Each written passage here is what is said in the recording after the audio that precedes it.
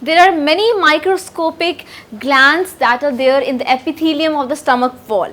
These we call as the gastric glands. And these gastric glands, they have these three types of cell, major cells, that is the chief cells or the peptic cells, oxyntic cells, mucus cells. Besides these three, there are the endocrine cells and the stem cells.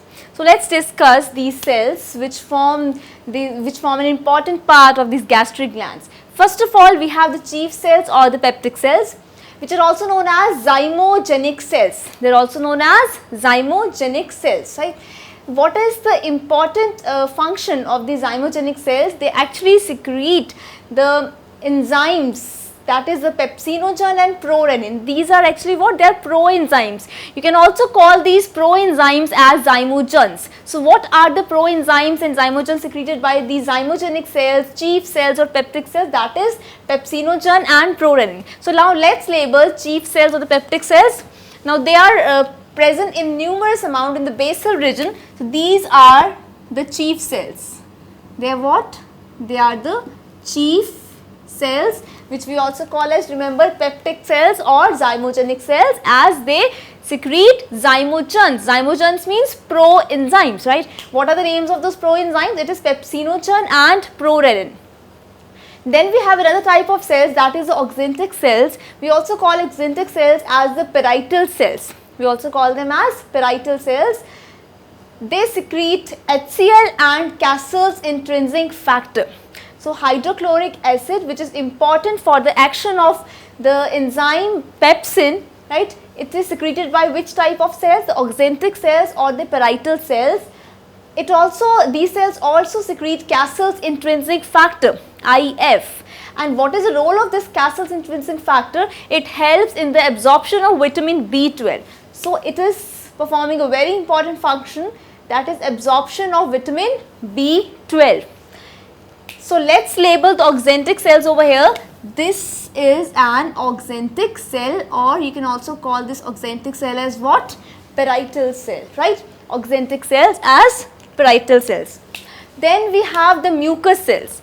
As the name suggests, these mucus cells, they are going to secrete what? They are going to secrete mucus. We also call these mucus cells as the goblet cells. Now let's see. We have these as mucus cells. Right? These are what? These are the mucus cells. So they secrete what? They secrete mucus. So as a whole, when we talk about gastric juice, the pH of gastric juice is 1.5 to 2.5. When we talk about the gastric juice in infant, a newly born baby, then the pH in that case is 5.0. And around 2000 to 3000 ml of gastric juice is released per day, right, in an adult.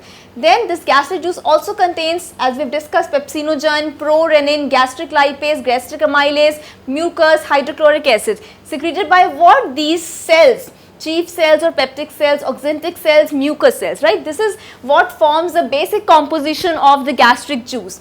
Now when you talk about pepsinogen and prorenin, I told you that these are the proenzymes. So this pepsinogen is converted into pepsin, which helps in the digestion of proteins.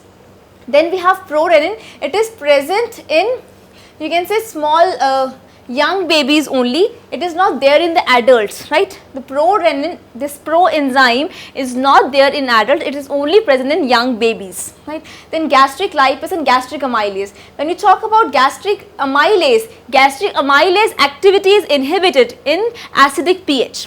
And if we talk about gastric lipase is not that much functional, right, for the digestion of fats. So as a whole, the main enzymes that you see over here is we have pepsinogen and prorenin. Why? Because I told you gastric amylase activity is inhibited by this highly acidic pH. And if we talk about gastric lipase, it is not that much functional for the digestion of fats here in the stomach, right? So this is the composition of gastric juice.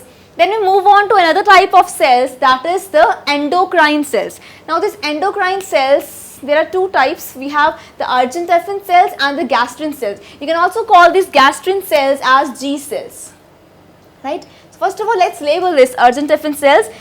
This is an argentefin cell, these two, right?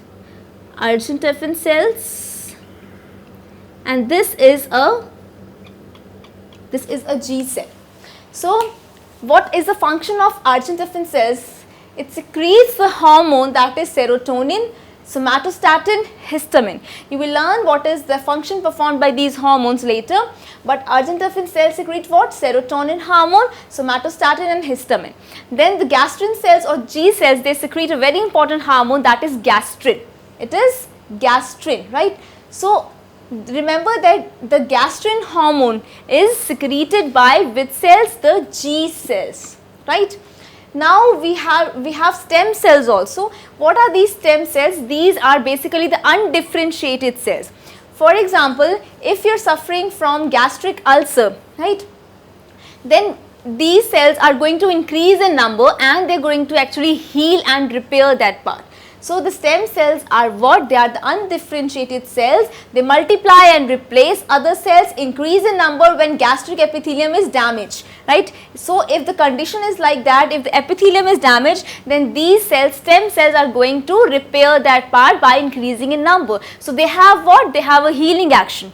I hope that gastric glands is clear to you. Just remember that this is how we have shown the opening of the gastric gland, and this is what? This is a lumen. Lumen means the cavity.